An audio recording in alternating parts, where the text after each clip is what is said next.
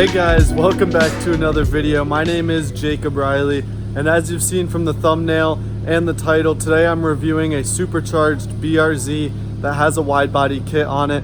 As you can see, I'm with my BRZ right now. I'm about to go head out to meet the guy to review it. Some big news for the channel. I was supposed to go to the Geneva Motor Show, but due to the coronavirus and everything, that got shut down in Switzerland. So I won't be going there. I won't have any footage. Maybe next year I'll be going.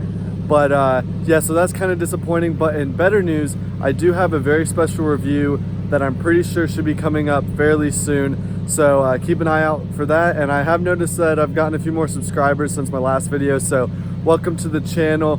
I hope you enjoy it and stick around for many more videos. So yeah, I'm gonna head out to go review this car and see how it drives.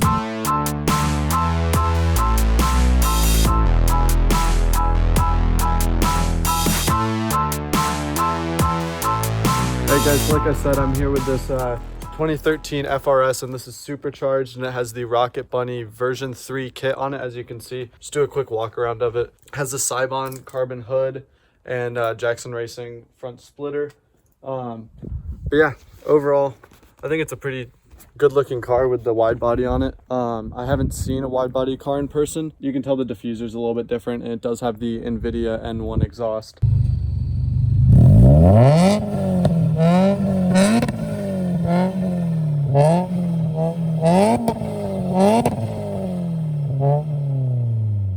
And here are the wheels. They're pretty nice. 275s in the back. But yeah, overall, it's really nice. So let's go and take this out on a drive and see how it is on the road. All right, so this car is pushing 300 horsepower. Like I said, the Jackson Racing supercharger. And honestly, it's not a crazy amount of power where you feel like the car wants to kill you, but it's what Subaru should have put in this car, and Toyota should have put in this from the beginning. It's enough to like actually come out of turns and have power. And I'm in 4th gear right now, and I'm actually able to accelerate. When we find a straightaway, I'll do a 2nd gear pull, but definitely feels a lot faster. This does have suspension upgrades. It has the teen straight basis coilovers, which I've looked at for my car. They're kind of the budget level coilovers, but definitely stiffens up the ride a good bit. The wide body in the car, it's really cool to have. You can see the fenders in the side view mirrors, and then obviously the Cybon carbon hood. You can see that vent, but we've got a straightaway up here, so I'll slow down a little bit, put it in 2nd gear, and then just 30 miles an hour.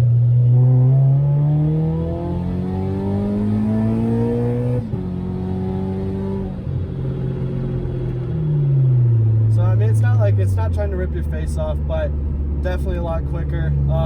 And it does have the NVIDIA exhaust on this car, and so it's a lot louder, especially with the supercharger. It doesn't muffle anything like a turbo would.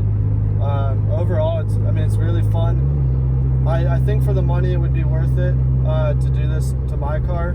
So maybe down the line, look at possibly doing this. But overall, the automatic, I haven't actually reviewed an automatic FRS or BRZ because mine's a manual.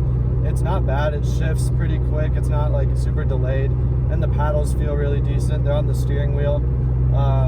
But you can just pop this into drive, and then it just drives like a normal car, other than the loud exhaust and the wide fenders and everything. And so if we're just going at 46,